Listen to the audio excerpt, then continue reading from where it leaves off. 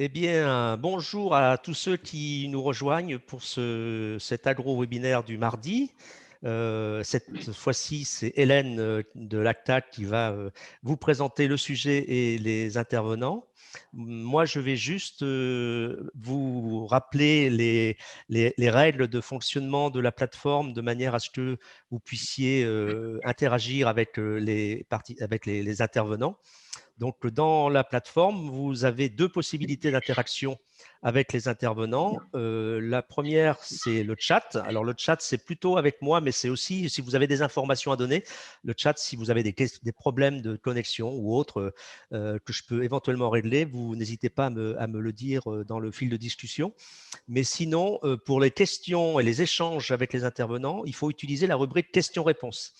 Et cette rubrique, ça vous permet de voir un peu toutes les questions et puis de pouvoir les trier au fur et à mesure. Vous êtes encore très nombreux aujourd'hui et donc il faut qu'on puisse bien les avoir en amont. Et donc, merci de poser vos questions au fur et à mesure des interventions. On reviendra de toute façon dessus après les 3 interventions.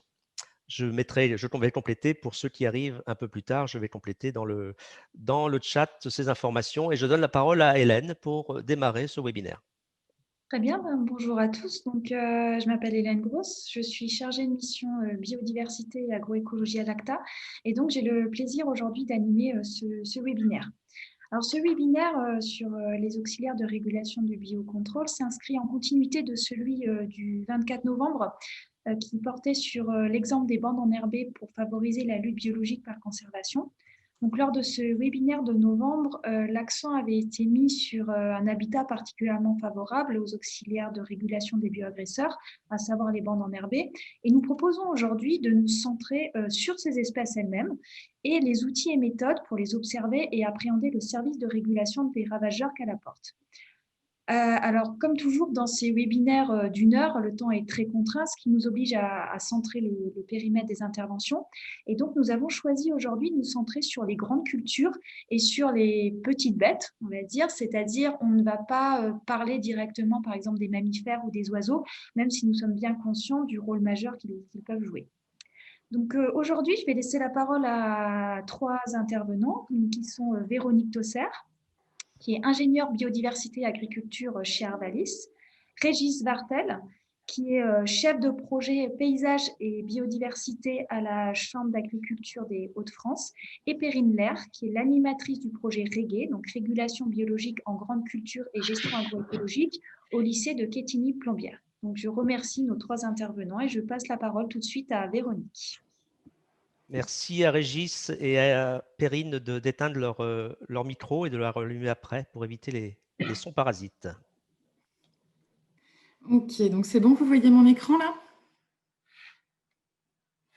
Oui, très bien, Oui, on c'est voit très ton bien, écran, tu Véronique. peux y aller. Super. Bon, bonjour à tous et je vous remercie pour l'invitation à venir présenter donc, les travaux de recherche concernant les auxiliaires de régulation des bioagresseurs en grande culture. Donc, je suis Véronique Tosser et je travaille chez Arvalis sur les questions de biodiversité et principalement sur l'évaluation de la régulation des bioagresseurs.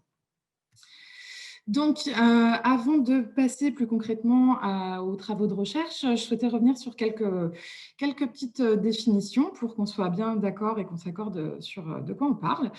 Donc, les auxiliaires de culture, on considère donc que ce sont les organismes qui détruisent les bioagresseurs ou en atténuent leurs effets. Ils contribuent à réguler donc, ces bioagresseurs et les régulations naturelles ont pour objectif de maintenir le niveau de population de ces bioagresseurs en dessous du seuil de nuisibilité pour les cultures.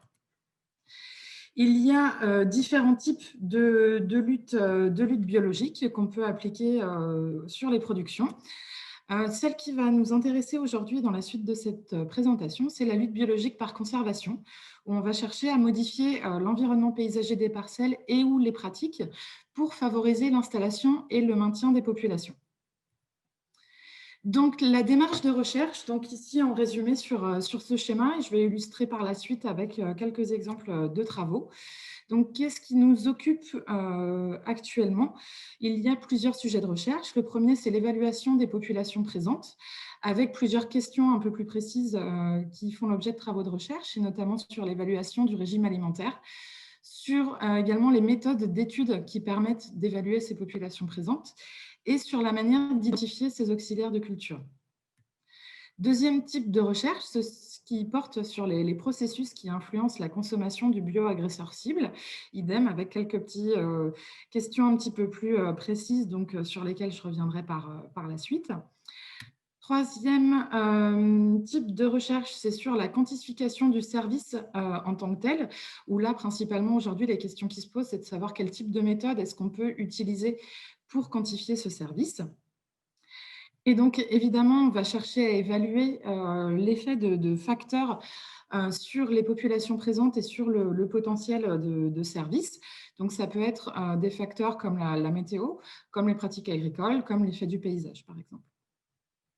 Et enfin, dernière chose, et c'est un peu la finalité de tout ça, c'est qu'on souhaite pouvoir intégrer la régulation des bioagresseurs aux règles de décision sur la protection des cultures.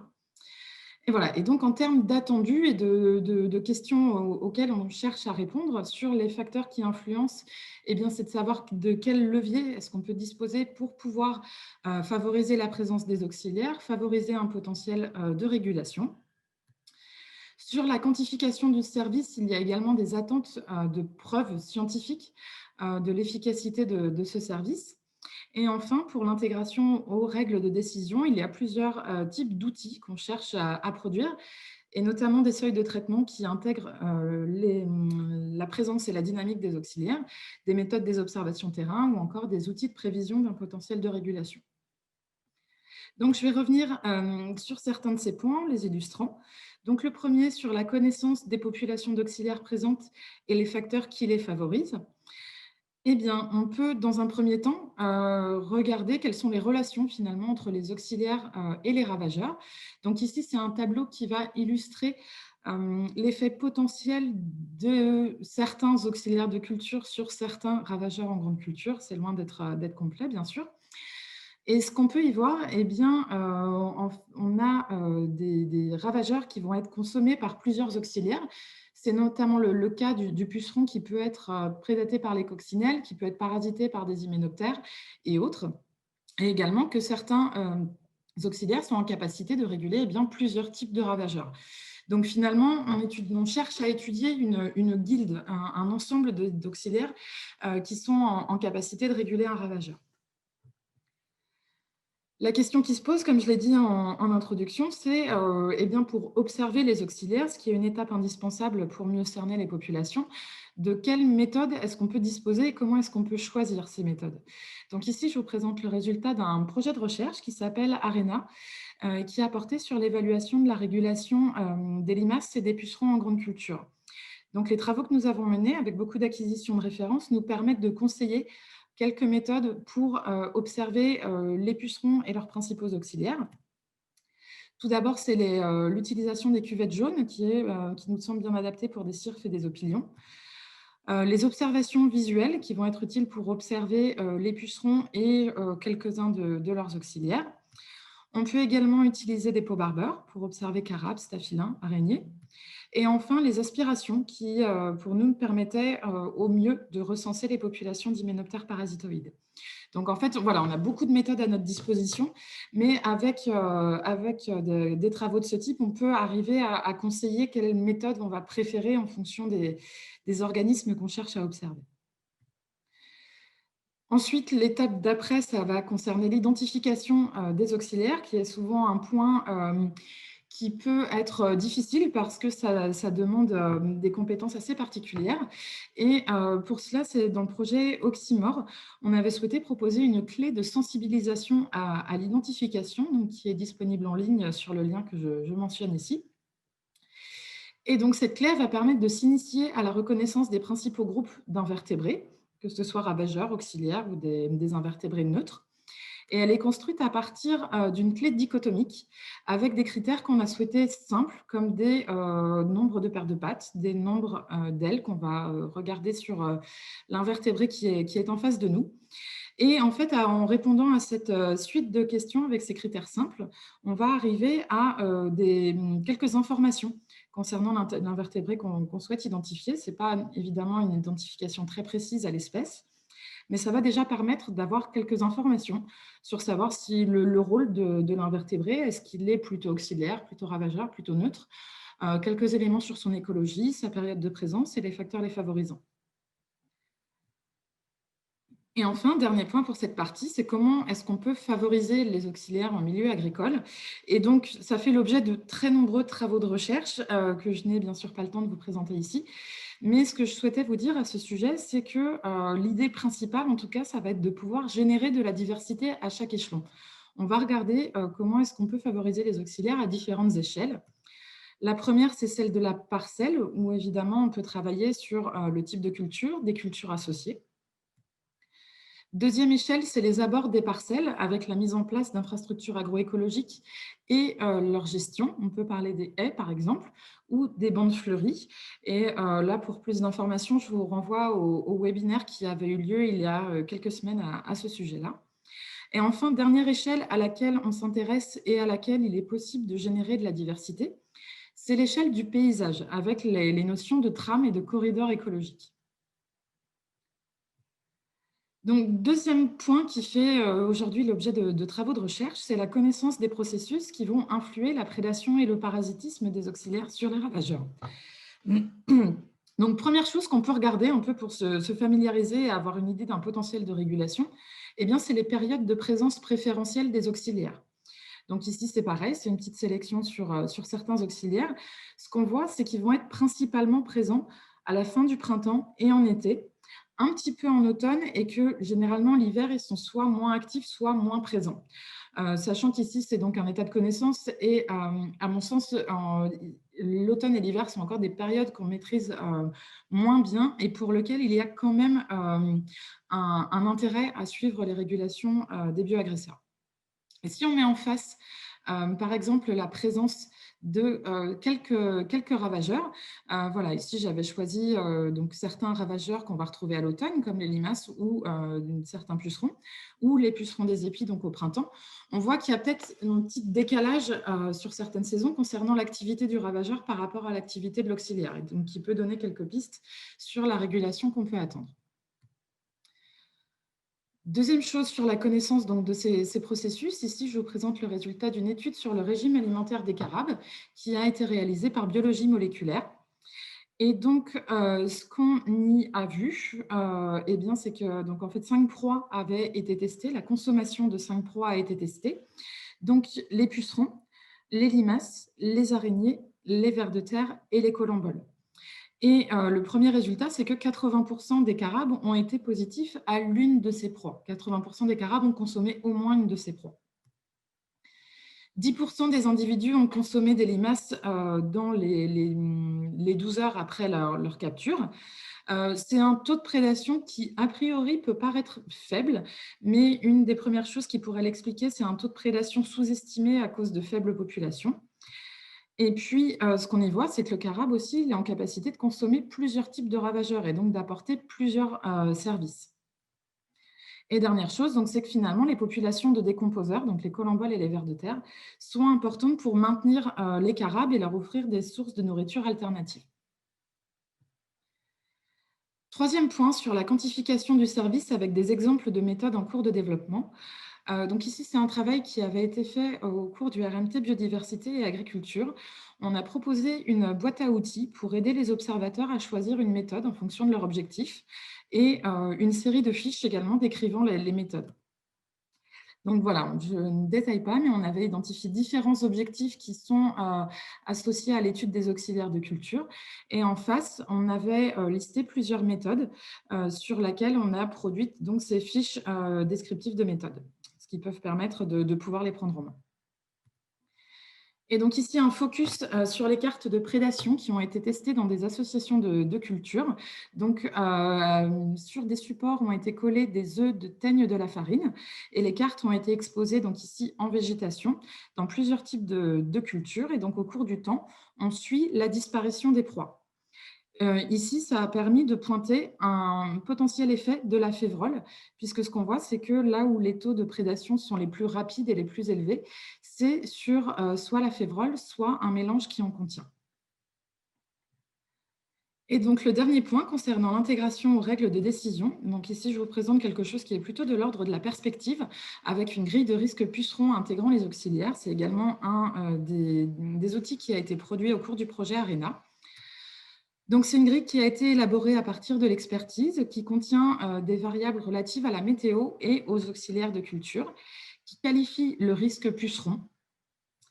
Et donc voilà, on a confronté cette grille construite à partir de l'expertise sur des données.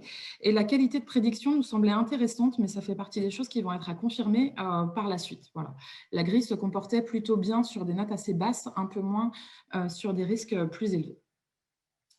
Donc voilà, je crois que j'en ai terminé. L'objectif, donc, c'était bien de vous présenter cette démarche de recherche et donc de présenter aussi les outils qui existent aujourd'hui. Je vous remercie pour votre attention. Ben, merci beaucoup à toi, Véronique. Et je vais sans plus tarder passer la parole à Régis pour nous apporter le regard d'un conseiller de Chambre d'agriculture sur le sujet. Alors, bonjour à tous. Donc, j'ai été présenté Régis Vartel, Chambre d'agriculture des Hauts-de-France. Je vais mettre en plein écran, ce sera mieux.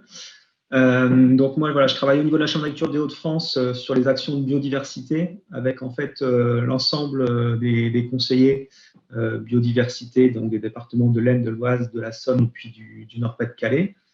Alors, est-ce que vous voyez mon écran? Oui, oui, il n'y a pas de Oui, souci. c'est bien. Par contre, on ne te voit pas toi, mais c'est pas grave. Non, mais vaut mieux parce que la bande passante, c'est bien. Ouais, la bande passante pose du souci. Ok. Voilà, moi, par contre, je l'ai en petit. Pourquoi je l'ai en petit? Ok. Donc, voilà, l'ensemble des actions effectivement biodiversité sur lesquelles on travaille pour accompagner les agriculteurs. Donc, en quelque sorte, passer de l'axe effectivement recherche qui vous a été présenté. Je ne suis pas sûr d'avoir la main pour passer les diapos. Si, Régis, on voit des diapos passer, mais… Vous êtes sur la deuxième. Bon, moi, j'ai pas de retour. C'est un petit peu Non, on est sur compliqué. accompagner, diagnostic, conseil. Voilà, d'accord. Ok, bon, je vais essayer de suivre comme ça. Merci. Désolé. Donc, alors voilà, l'idée effectivement, c'est de transformer les données issues de la recherche, les travaux qu'on mène au champ avec les instituts techniques comme l'ACTA et comme Arvalis par exemple, dans du conseil pour effectivement les agriculteurs, pour que les agriculteurs in fine agissent. Pour ça, donc notre première approche, c'est d'être effectivement intégré dans des travaux de recherche et de développement. Donc, ça fait en fait une quinzaine d'années quasiment qu'on travaille sur des projets nationaux, donc de type CASDAR auxiliaire entomophage par exemple, CASDAR Oxymore ou ARENA qui ont été cités précédemment par Véronique Tosser. Et puis, on mène aussi des travaux effectivement sur tous les aspects de l'agroforesterie par exemple, avec des suivis auxiliaires à ces différents niveaux-là. Aussi des travaux sur le projet ARENA, par exemple, le projet ARENA, le projet Muscari sur les bandes fleuries. Donc, tous ces travaux nous permettent d'acquérir des données, en fait, ce qui est important pour amener du conseil et puis conseil efficient aux agriculteurs, c'est d'avoir effectivement des données, des connaissances terrain. Donc, d'abord d'observer, de mieux comprendre en fait les processus de présence des auxiliaires et les processus de régulation en parcelle, pour amener effectivement un conseil qui soit le plus efficient possible. Vous avez la diapo sur la formation, là, c'est ça? Non, on est toujours sur le conseil. Ouais, j'ai un souci de défilement. Sinon, enlève le plein écran et puis passe, ça sera peut-être plus facile. En attendant, n'hésitez pas à poser vos questions. On voit que Véronique commence à y répondre sur le chat. Régis, tu es là? Ouais, mais j'ai plus du tout la main pour enlever le plein écran. Est-ce que vous pouvez reprendre la main sur le diaporama, si c'est possible à votre niveau, et puis qu'Hélène le fasse défiler peut-être? Oui, ok, je m'en Pas de retour image, je suis désolé. C'est un petit peu compliqué. C'est pas de souci. Hop. Alors, évidemment, ça marchait à la répétition, et là, ça passe plus. Est-ce que vous voyez mon écran là? Oui, oui, on le voit. Très bien. Bon, je vais essayer de passer. Alors, moi, du coup, est-ce que je vais arriver à passer? Alors. Ok, on est sur la formation. sensibiliser, informer. Ok, sensibiliser, informer. Donc effectivement, alors désolé pour ces soucis de visionnage à mon niveau, mais on va faire à distance, c'est un peu compliqué. Donc l'idée, voilà, c'est d'abord sur le terrain, effectivement, d'observer concrètement les choses, hein, pour passer, on va dire, de la théorie à vraiment en pratique, qu'est-ce qui se passe sur le terrain. Le deuxième aspect, c'est effectivement, une fois qu'on a des connaissances, qu'il y a des connaissances, c'est de se dire comment on va les transférer. Et la démarche qu'on a eue, c'est d'abord d'être transféré effectivement à des conseillers. Donc des conseillers, ça peut être des conseillers environnement en chambre d'agriculture, mais c'est aussi beaucoup des conseillers qui sont directement en lien avec les agriculteurs en pratique, hein, donc des conseillers de plaine, que ce soit voilà, sur des pratiques en conventionnel, en intégré, en raisonné ou en bio, amener effectivement ces connaissances.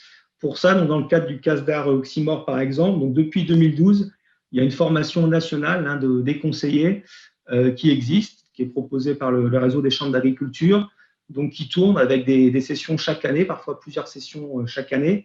Et l'idée, effectivement, c'est sur 3 jours et demi d'amener vraiment un maximum de connaissances sur les auxiliaires et les ravageurs en grande culture, là en l'occurrence, voilà, pour que ces conseillers, derrière, ils repartent avec un bagage sur le terrain et qu'ils puissent former éventuellement d'autres conseillers, mais aussi former les agriculteurs. Alors, la formation des agriculteurs, ça se fait par exemple avec des modules de formation plus courts, hein, sur une journée. On essaie d'alterner du terrain et puis de la théorie en salle, en fait, hein, et vraiment de montrer aussi des choses concrètement sur le terrain. Donc, voilà un petit peu les démarches. Et puis, des fois, on va aussi intervenir sur les auxiliaires en grande culture, par exemple dans des formations type certifito, donc voilà, avec des modules qui sont plus courts, hein, dans ce cadre-là, mais on diffuse en fait ces connaissances petit à petit effectivement sur le terrain de façon de plus en plus large. Voilà, donc ça c'est l'aspect un petit peu formation. Hélène, je veux bien que tu passes la diapo suivante, s'il te plaît. Accompagner les réseaux participatifs, c'est ça? Voilà. Alors, on va parfois au-delà sur le terrain, en fait, que ces premières informations. On a eu la chance, donc, sur l'ex-Picardie, les 3 départements de l'Est, de l'Oise et de la Somme, d'avoir des réseaux participatifs, en fait, d'agriculteurs qui ont suivi les auxiliaires de façon volontaire, en fait, pendant 5 ans. Donc, on avait une cinquantaine d'agriculteurs, hein, qui, pendant 5 ans, volontairement, posaient des pièges et suivaient effectivement sur le terrain les auxiliaires. Ça nous a amené énormément de connaissances, en fait, d'échanges avec ces agriculteurs. Et on les a formés en fait au cours des 5 ans. Et maintenant, certains sont devenus vraiment très très pointus sur ces questions-là. Et c'est directement en observant sur le terrain aussi que finalement on va se poser au maximum la question de se dire est-ce que j'interviens ou j'interviens pas, et si j'interviens, est-ce que je retarde mon intervention, est-ce que je diminue mes doses, je choisis mes produits les plus efficients possibles aussi pour respecter effectivement les populations d'auxiliaires. Donc voilà, c'est petit à petit en fait qu'on va diffuser effectivement ces pratiques avec les collègues et puis avec les agriculteurs sur le terrain. Diapo suivante, s'il te plaît, Hélène. Accompagner, diagnostic, conseil. Voilà, accompagner, diagnostic, conseil. Alors, effectivement, ce qu'on vous a présenté là cet après-midi, c'est vraiment axé, on va dire, sur les régulations en grande culture. Mais en fait, ça s'intègre dans un accompagnement plus global sur l'environnement, on va dire, et puis tout ce qui est principalement aménagement paysager au niveau des exploitations agricoles. Ce qui, moi, me paraît assez marquant, c'est que ça fait un petit moment que je conseille les agriculteurs sur le terrain.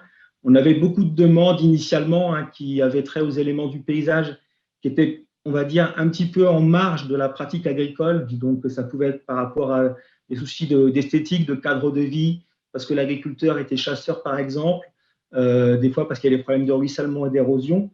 Et depuis maintenant quelques années, on a vraiment des demandes qui sont directement reliées aux pratiques en tant que telles, et puis, j'allais dire, au fonctionnement du système agricole. Donc, c'est finalement comment je favorise les auxiliaires pour être moins dépendant de produits phyto, pour avoir moins de ravageurs, comment je favorise les pollinisateurs, etc. Et de plus en plus, ces démarches environnementales, elles sont vraiment de plus en plus liées à la pratique agricole directement. Et ce n'est pas forcément que, on va dire, un souci personnel de l'agriculteur, c'est vraiment lié à la profession en tant que telle. Voilà, je suis désolé pour ces petits soucis d'informatique. Vous avez mon contact pour me retrouver, puis j'essaierai de répondre effectivement à vos questions. Et je passe la parole à Perrine par rapport à tout ce qui est application plus au niveau de l'enseignement.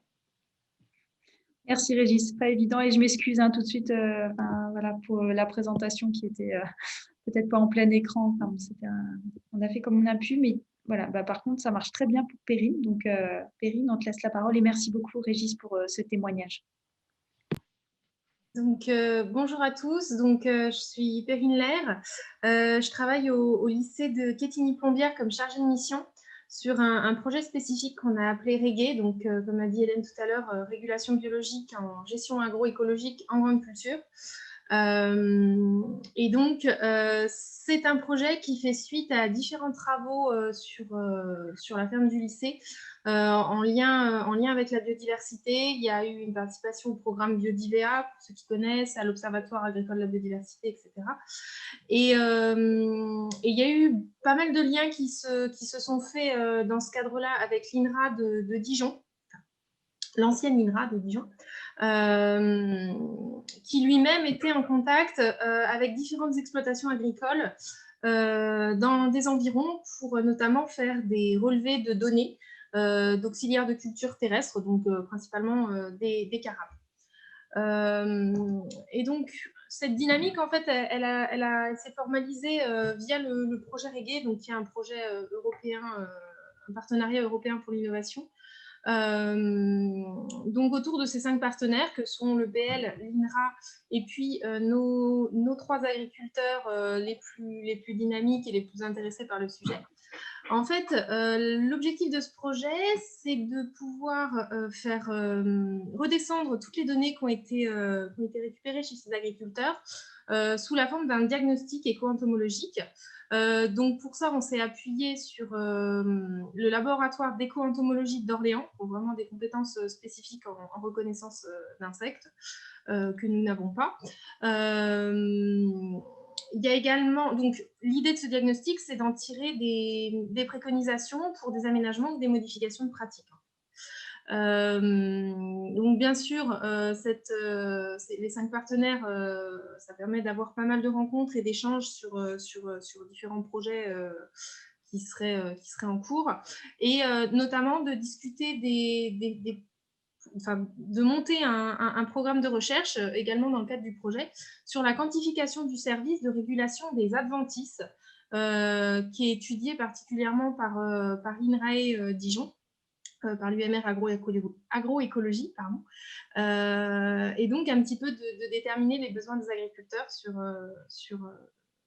ce qu'ils attendent de l'équipe de recherche. Et disons qu'à partir de toutes ces activités, le travail de l'EPL, c'est un petit peu de capitaliser, de synthétiser toutes les informations, toutes les connaissances qui ont pu être acquises avant et qui sont en cours d'acquisition, pour permettre de créer des outils de diffusion, de vulgarisation. Donc, c'est peut-être ce qui intéressera principalement notre public aujourd'hui. Et donc, tout ce travail pédagogique, on a également l'appui de Montpellier Supagro, donc l'Institut de Florac, voilà, des pédagogues du coup, qui nous aident un petit peu à être compréhensibles, disons. Donc, si je fais un petit zoom sur le diagnostic éco-entomologique qui a été réalisé sur nos exploitations partenaires, donc on a les 3 exploitations privées et on a également la ferme du lycée, donc ça fait 4 en tout. En fait, c'est un diagnostic qui comporte 5 volets.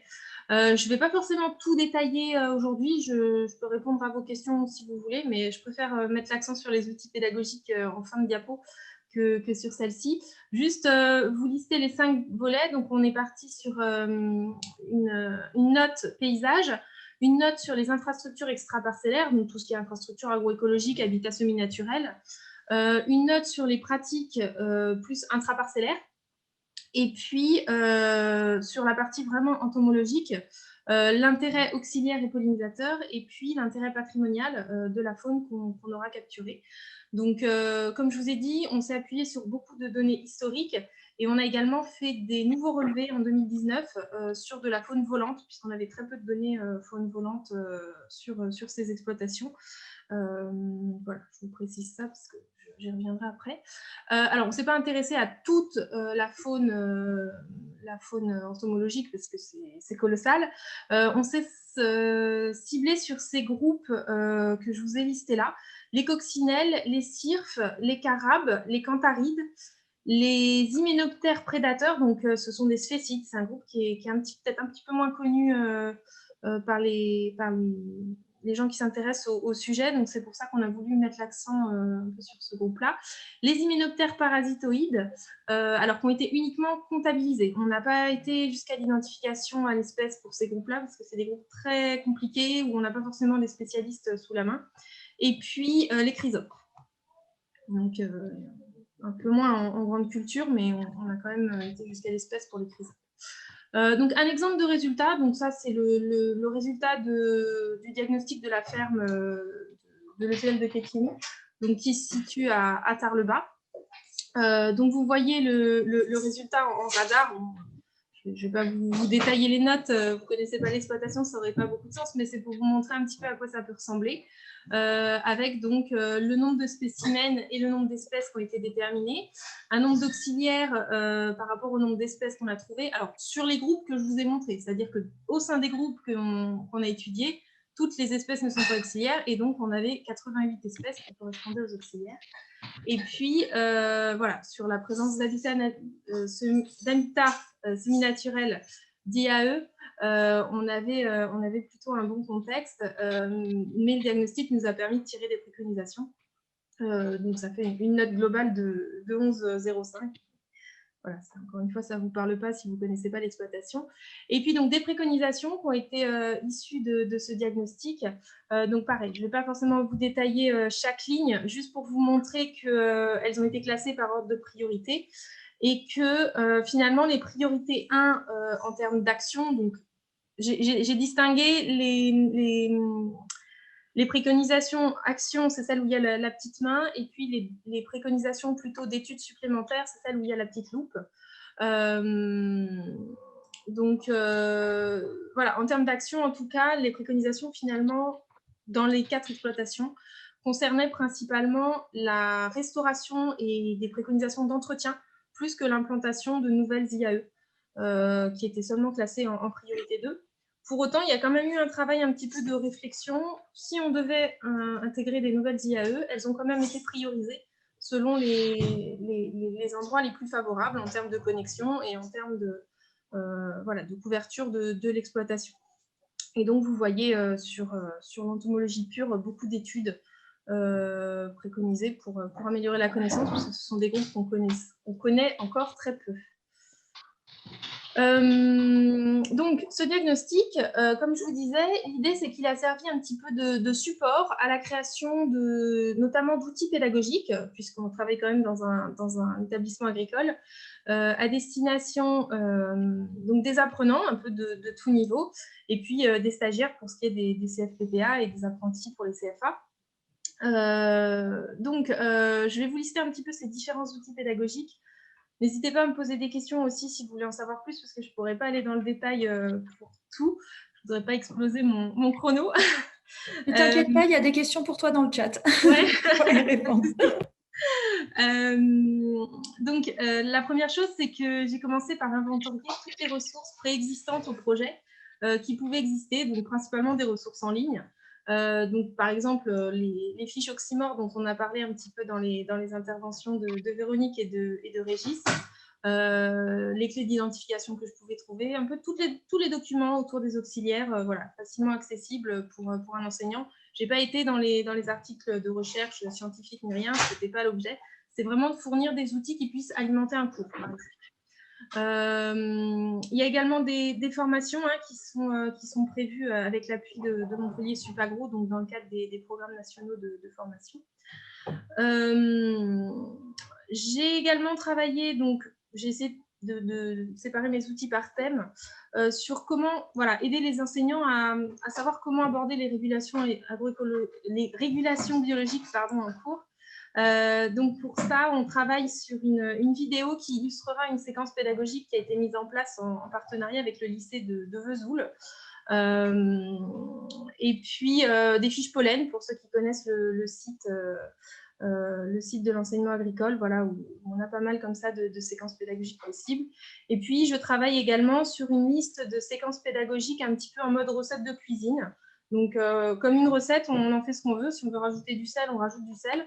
Mais l'idée, c'est de donner des pistes, voilà, des idées pour pouvoir aborder le sujet avec le matériel, le temps nécessaire, des ressources pour pouvoir alimenter la séquence, etc. Alors, si je continue un petit peu, j'ai également travaillé sur pas mal de ressources. Enfin, je dis je, mais on est plusieurs. Hein. Je me fais appuyer aussi sur l'expertise des enseignants du lycée et puis de différents partenaires. Donc, j'ai travaillé sur différentes ressources sur l'état des connaissances.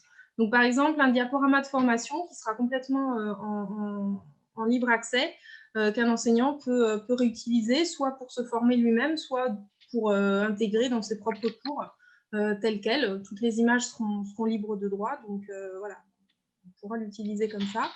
On travaille également sur une exposition qui contiendra donc, au moins 8 panneaux. On réfléchit à en faire peut-être un petit peu plus, parce qu'on a, comme toujours, on a trop de choses à dire. Mais en tout cas, cette exposition, quand elle sera éditée, sera complètement itinérante gratuitement dans les différents établissements ou organismes qui en feraient la demande. Donc pour découvrir un petit peu le sujet. On travaille également sur un QSort. Alors, QSort, c'est un outil pour créer du débat entre les apprenants, donc à partir d'idées reçues, en fait, d'essayer un petit peu de faire réagir les apprenants, de les faire discuter entre eux, et puis voilà, de s'appuyer sur une bibliographie conséquente pour nuancer les propos. Et puis, pour ceux qui connaissent le jeu Ruralis, qui a été monté par le RMT Biodiversité Agriculture, on a travaillé avec des étudiants d'AgroSup Dijon sur une extension de ce jeu qui est particulièrement ciblée sur les régulations biologiques. Voilà, qui permet un petit peu de mettre l'accent sur ce sujet-là, ce qui n'était pas forcément le cas dans le jeu de base. Ensuite, on met à disposition, pareil, gratuitement, il y a juste une convention à signer, tout le matériel de piégeage qu'on a utilisé pour faire nos propres diagnostics, dans la mesure où on ne va pas le réutiliser dans les années proches. On le met à disposition de tout EPL qui souhaiterait faire un inventaire, même pas forcément aussi conséquent, mais voilà, en tout cas, faire un petit peu de capture de faune volante ou de faune rampante. Tout ça sera à disposition. Ensuite, comme je vous ai dit, c'est un partenariat avec l'INRA. Donc, on essaye aussi de créer un petit peu de la transparence sur les recherches de l'INRA, qu'elles soient un peu plus accessibles. Et donc, on a pour ça produit avec eux quelques vidéos sur une stagiaire donc, qui a travaillé en partie chez nous et à l'INRA, et puis donc sur son travail. Et puis aussi une vidéo de cartes de prédation qui ont été filmées pendant la nuit avec une caméra infrarouge, donc qui permet de voir un petit peu, de mettre des images sur ce qu'on peut imaginer, comment se passe la prédation. Et enfin, des outils un peu plus synthétiques qui présentent tout ce que je viens de vous dire là. Voilà. Moi, je termine mon contrat en mars, donc qui permettront de prendre le relais quand je ne serai plus là. Donc, je vous ai parlé d'une liste de séquences pédagogiques. Donc, j'ai mis quelques photos pour illustrer les différents moyens d'aborder ça. Voilà, donc ça, vous voyez derrière la photo en bas à droite, il y a un piège, une tente malaise. Donc, voilà, on peut faire poser des pièges avec les élèves. Vous voyez sur la droite une stagiaire adulte qui récolte, qui est en train de recharger le piège pour le remettre en fonction. La photo du milieu, c'est le jeu Ruralis, donc ça peut être des séances en salle aussi, pas forcément sur le terrain, etc. etc. Bon, c'est des exemples. L'exposition, je vous avais détaillé les 8 panneaux qui étaient pressentis. Comme je vous ai dit, on en fera peut-être un peu plus. Voilà, dans la mesure où je crois que les diaporamas vous seront fournis, je ne vais pas forcément vous lister ça maintenant. On a essayé de couvrir un peu tous les pans du sujet.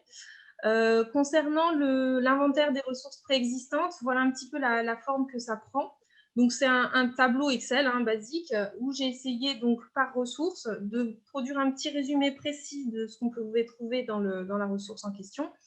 Quelques informations techniques pour savoir si c'est gros ou si c'est petit, si c'est accessible et comment l'utiliser.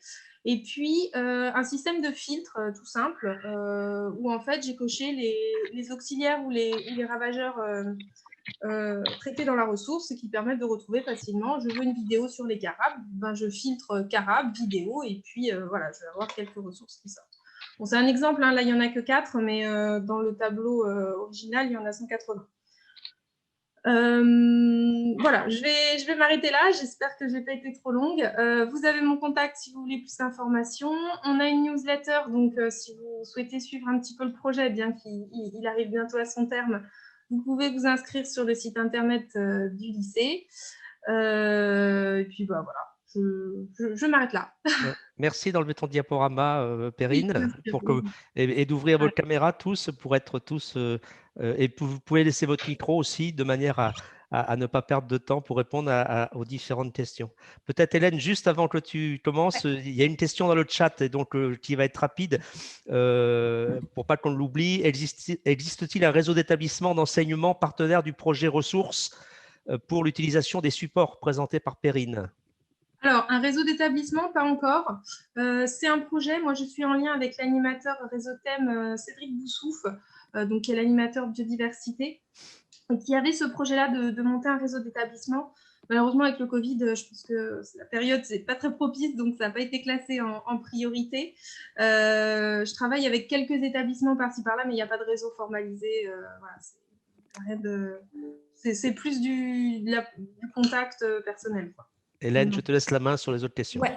Donc, merci à vous trois. Perrine, peut-être continuer un petit peu dans cette série de questions, puisqu'il y a eu beaucoup de questions sur où se procurer toutes les ressources pédagogiques que tu as présentées, etc. Donc, je te laisse peut-être répondre dans le chat pour ces choses-là.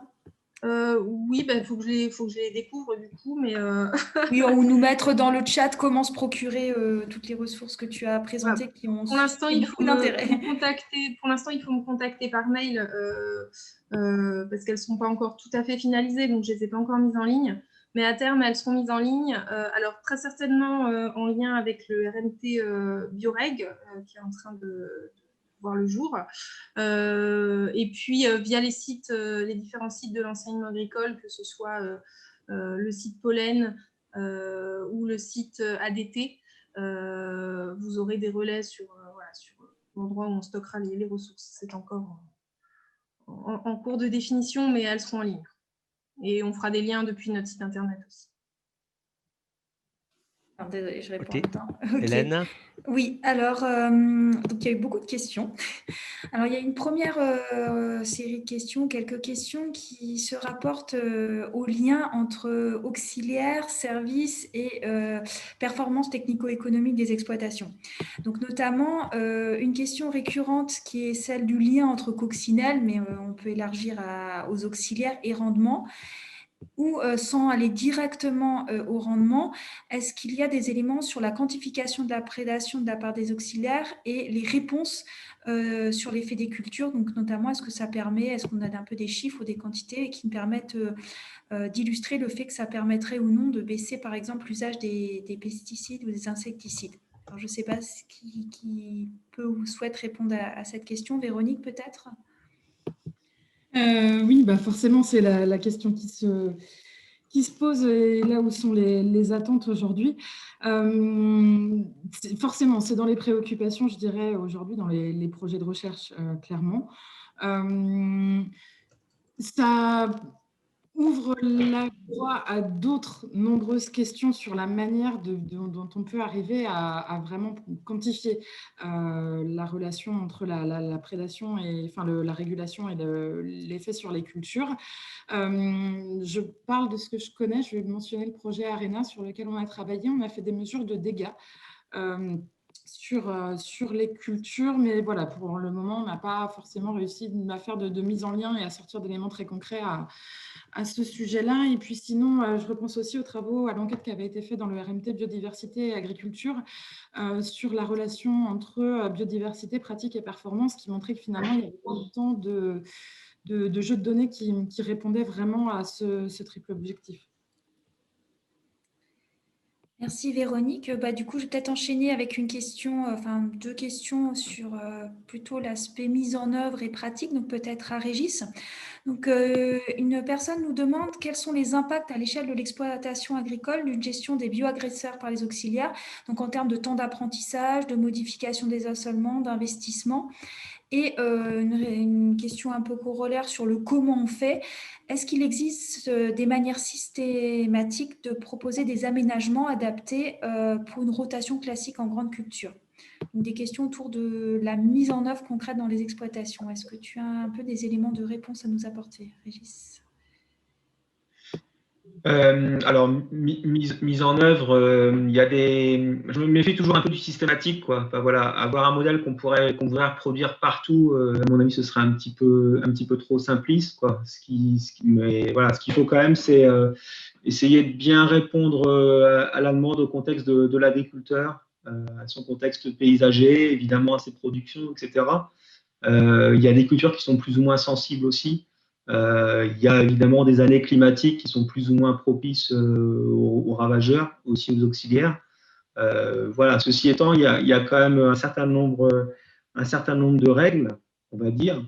Ce qu'on sait, hein, c'est qu'on peut avoir des paysages agricoles en fait qui finalement sont très très adaptés aux ravageurs.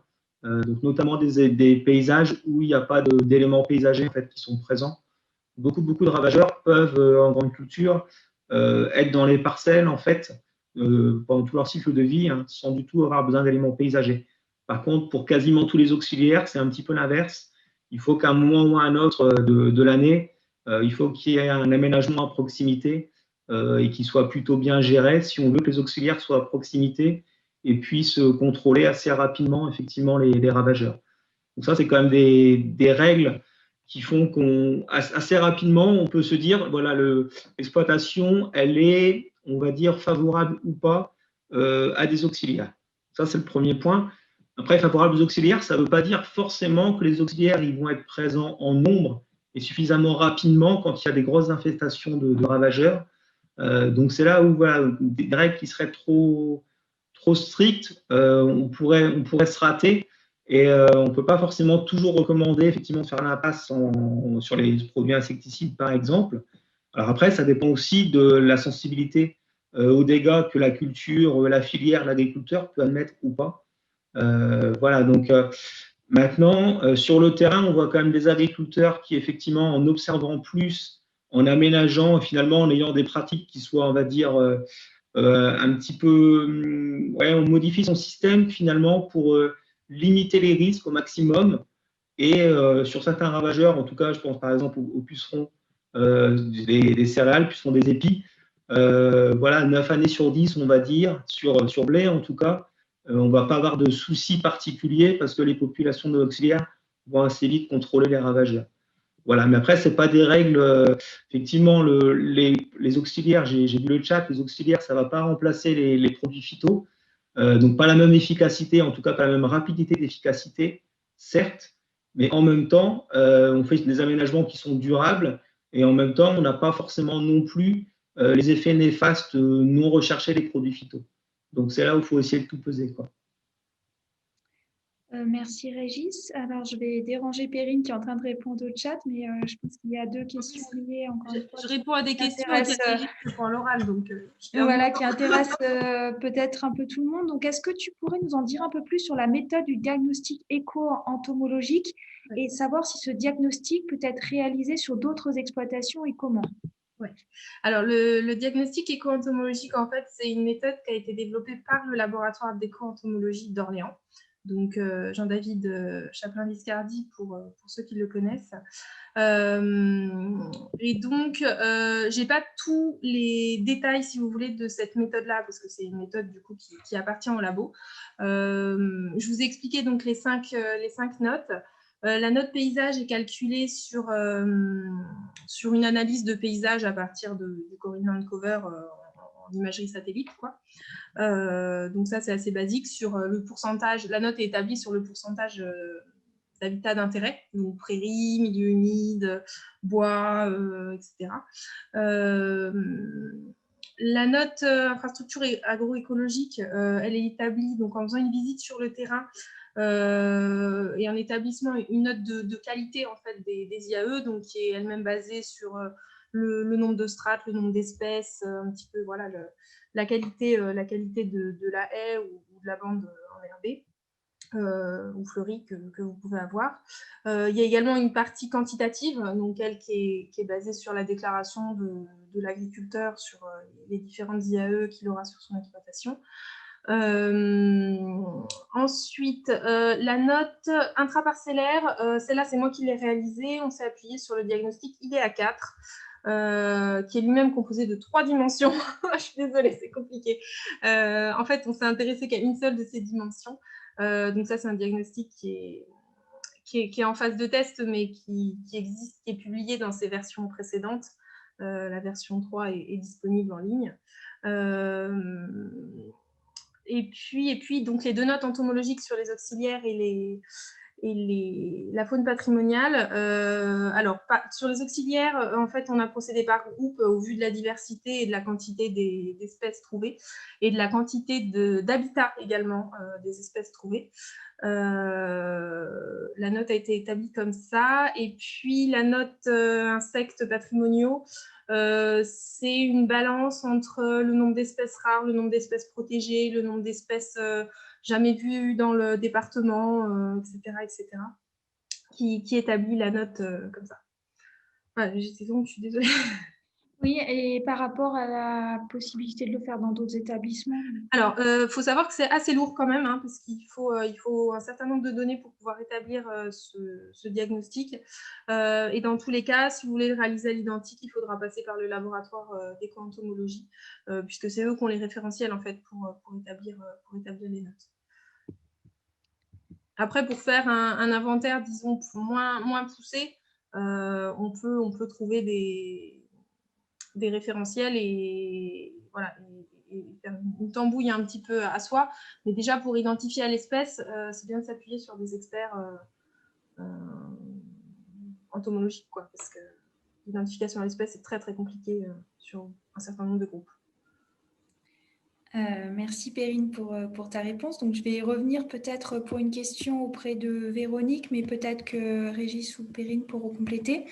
Il y a une question autour de la compétition entre les différents auxiliaires, à savoir est-ce que le développement trop important d'une espèce peut nuire aux autres populations et in fine aux autres services, par exemple les carabes versus vers de terre, donc moins d'aération et moins d'infiltration d'eau, et est-ce que ces compétitions sont quantifiées? Donc double question, interaction entre auxiliaires potentiellement négative et ensuite du coup par rapport aux services apportés par potentiellement des auxiliaires d'autres services que la régulation des bioagresseurs. Est-ce que vous avez des éléments quantifiés si possible ou au moins des idées ou des observations sur ce sujet? J'ai vu que Régis avait commencé à répondre, je crois. Ouais, mais je vais te... J'ai répondu un petit peu dans le chat, effectivement. Alors moi, c'est que des constatations au terrain, mais sur un certain nombre de parcelles, et puis avec quelques années de projets. En général, quand on fait des réseaux de suivi de parcelles, on essaye d'avoir des parcelles un peu toute nature, avec aussi des parcelles, on va dire, extrêmes. Donc, parcelles extrêmes, ce serait par exemple une parcelle avec des pratiques phyto très très fortes, avec un travail du sol très très fort et un paysage très peu propice aux auxiliaires, par exemple. Alors, de temps en temps, on en trouve, mais finalement, ce n'est pas si simple de trouver des parcelles extrêmes. Il n'y en a pas forcément tant que ça, quoi. Et les parcelles, en dehors de ces parcelles très extrêmes, en règle générale, on a plutôt des communautés, finalement, d'auxiliaires qui sont plutôt diversifiées, donc différentes espèces, différents groupes, qui sont donc voilà, bien représentés. Donc plutôt un espèce de, on ne va pas parler tout à fait d'équilibre écologique parce qu'on est quand même dans des milieux anthropisés, hein, mais on s'attend un petit peu vers ça. Et dans ces conditions-là, en fait, on ne note pas de population en règle générale, ni d'auxiliaires, ni finalement de ravageurs, mais plutôt des choses assez équilibrées, et pas non plus effectivement de disservices, voilà, de services non souhaités qu'on retrouve sur le terrain. On constate pas forcément ça, quoi. Véronique, tu veux compléter peut-être? Non, ce que dit Régis me semble clair. Je pense qu'au niveau de la recherche, on s'oriente pas mal vers des évaluations un peu multiservices sur des bouquets de services compromis entre services. Donc, ça fait quand même partie des préoccupations. Mais là, par contre, je serais bien en peine de détailler les travaux en cours à ce sujet-là. Et par rapport au ressenti terrain, moi, j'ai plutôt le même que Régis. Ouais, je ne sens pas qu'il y ait forcément de grandes compétitions, ce genre de choses, mais j'observe aussi pas mal d'équilibre, en fait. Alors après, il y avait 2 questions sur on va dire l'adaptation de ce qui nous a été raconté sur d'autres espèces végétales. Et alors, est-ce que vous avez prévu de travailler sur des grilles de prédiction sur les ravageurs sur d'autres cultures? Et ensuite, alors ça, c'est pas forcément une question sur d'autres cultures, mais est-ce qu'il existe des types d'espèces végétales sur laquelle l'utilisation des auxiliaires est plus efficace que d'autres? Je ne sais pas, pareil, qui peut, si Régis ou Véronique, qui peut-être peut répondre à ces... Bah, du coup, Véronique, peut-être à la première question sur les grilles de prédiction, et puis... Concernant les grilles de prédiction, je dirais qu'à mon sens, c'est par rapport aux enquêtes qu'on a pu faire dans Arena auprès des conseillers, des agriculteurs, et puis par rapport à ce que peuvent remonter des collègues ou d'autres discussions. C'est vraiment une attente. Donc, je pense que ça fait partie des choses, oui, à continuer de développer, à valider surtout. Sur d'autres cultures, je pense que oui, ça doit certainement être en cours par Terra Innovia dans d'autres projets, oui, par exemple. Et sur le type d'espèce végétale qui est peut-être plus apte que d'autres, plus adapté que d'autres à la régulation naturelle par les bioagresseurs. Ben, je pense que, enfin, là, si je comprends bien la question, en fait, moi j'ai l'impression qu'on finalement l'entrée, c'est plus l'entrée ravageur, c'est-à-dire qu'on va avoir des cultures qui sont plus ou moins sensibles effectivement aux ravageurs. Donc soit parce que les ravageurs peuvent, par exemple, parce qu'ils vont intervenir à un stade très très tôt de la culture, peuvent complètement remettre en cause la culture, soit parce qu'au niveau de la filière ou du consommateur, il ne faut pas du tout qu'il y ait, je sais pas, de dégâts, etc. À ce moment-là, on peut avoir des cultures qui sont du coup beaucoup plus sensibles, mais c'est plus une sensibilité, enfin directement en tant que telle, de la culture, voire de la filière, qui que voilà, il faudrait qu'il n'y ait pas du tout, du tout de dégâts. Et du coup, compter sur les auxiliaires pour avoir un contrôle biologique à 100%, sauf exception, c'est illusoire, quoi. Par contre, avoir un contrôle biologique qui va contrôler dans une certaine mesure, pas à 100%, mais dans une certaine mesure, effectivement, les dégâts en qualité et en quantité.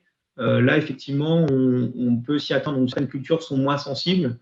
Voilà, les céréales, par exemple, hein, le blé notamment. Et puis d'autres vont l'être beaucoup plus, par exemple le colza pour ce qui concerne les grandes cultures. Bah, du coup, je vais peut-être passer à une petite question pour Perrine, même si je vois qu'elle est très occupée par les nombreuses questions dans le chat. Donc, est-ce que tu pourrais nous en dire un peu plus sur le degré de participation des étudiants du lycée aux travaux, alors notamment d'inventaire, de diagnostic, ou au-delà par rapport à ce projet que tu nous as présenté? Alors, malheureusement, contrairement à ce qu'on souhaitait, quand on a monté le projet, les étudiants n'ont pas pu participer directement à la réalisation du diagnostic parce que ça demandait vraiment un suivi très régulier. Et puis, printemps-été, c'est pile la période des stages et des examens. Donc, c'était assez compliqué à organiser de façon régulière. Par contre, ce qu'on a fait et ce qu'on continue à faire, c'est de les faire intervenir ponctuellement. Sur des relevés. Donc, on simule en fait une étude similaire hein, en posant des pièges une semaine avant. On peut les faire relever les pièges pour qu'ils voient un petit peu comment ça se passe. Et puis, si on en pose plusieurs sur l'exploitation, on peut les faire comparer de sites, même si ça n'a pas valeur scientifique parce qu'il n'y a pas assez de données. Ça leur montre un petit peu la méthodologie qui peut être mise en place. Et puis, la séquence pédagogique qu'on est en train de construire donc avec le lycée de Vesoul est même plus ambitieuse, puisque là, ce sera des suivis beaucoup plus réguliers, où ils vont comparer une parcelle en agroforesterie et une parcelle nue, qui sont conduites par ailleurs complètement de la même façon. Donc voilà, vous aurez un peu plus d'éléments sur ces ressources-là